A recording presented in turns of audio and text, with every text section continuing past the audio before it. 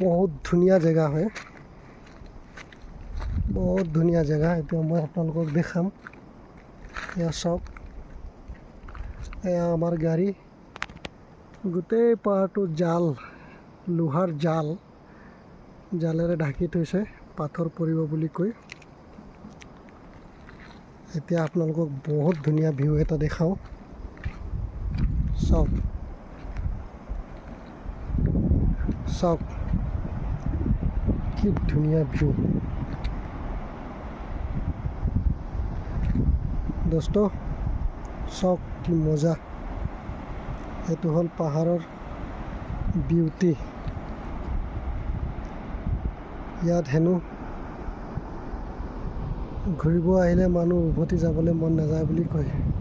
কথাটো সঁচাই।